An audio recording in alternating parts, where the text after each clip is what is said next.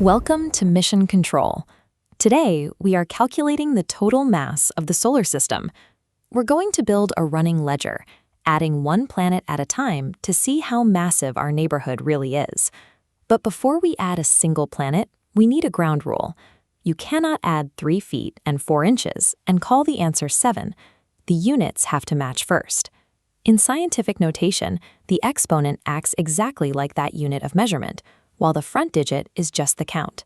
Let's start the ledger with Venus and Earth. Venus is about 5 times 10 to the 24th power kilograms, and Earth is about 6 times 10 to the 24th. Look at the exponents. Because they are both 24, our units are a perfect match. Since the units match, we keep the exponent the same and add the front digits. 5 plus 6 gives a total of 11 times 10 to the 24th. We have a mathematical problem, though. 11 is not between 1 and 10, which means this isn't in proper scientific notation yet. We have to renormalize it. We shift the decimal point 1 place to the left, which bumps the exponent up by 1. Now we have a valid format, 1.1 times 10 to the 25th. That is the complete cycle. Matching exponents give us permission to add the numbers, but we always have to run that final renormalize check to make sure the answer is formatted correctly. Let's bring Mercury into the mix and add its mass to our newly renormalized running total. Right away, we hit a block. Mercury's mass is 3 times 10 to the 23rd. Our total is sitting at 10 to the 25th. The units are misaligned. To fix this, we rewrite the smaller number so its exponent matches the larger one. For every step we raise the exponent, we shift the decimal point 1 place to the left. To go from 23 up to 25, we shift left twice. Mercury becomes 0.03 times 10 to the 25th. Now that both numbers are measured in the same 10 to the 25th unit, we can stack them and add the front digits. Our new terrestrial subtotal is 1.13 times 10 to the 25th kilograms. Before we look at the gas giants, let's step away from the main ledger to answer a quick side question. Exactly how much more massive is Earth than Mars? Earth is 6 times 10 to the 24th.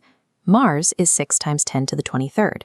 Again, the exponents are mismatched. We cannot subtract these as they are. Think about how we align them. We take the smaller exponent, 23, and raise it by 1. That means shifting Mars's decimal 1 place to the left, giving us 0.6 times 10 to the 24th. With the units aligned, subtraction works exactly like addition. 6 minus 0.6 is 5.4.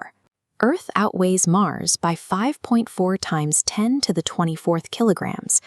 Back on the main ledger, it is time to add Jupiter to our combined total of the 4 rocky planets.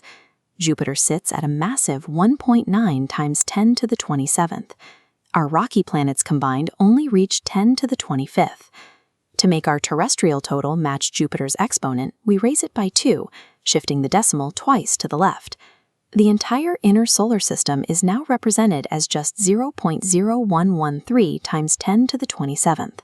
We stack the numbers, keep the exponent the same, and add the front digits. This chart shows the terrestrial mass compared to Jupiter on a logarithmic scale. Adding the entire mass of Mercury, Venus, Earth, and Mars to Jupiter barely nudges the total. At normal precision, our massive decimal rounds right back to 1.9 times 10 to the 27th. Jupiter accounts for almost all of it. Now it is your turn to manage the ledger. Here are 4 new calculations. Pause the video here.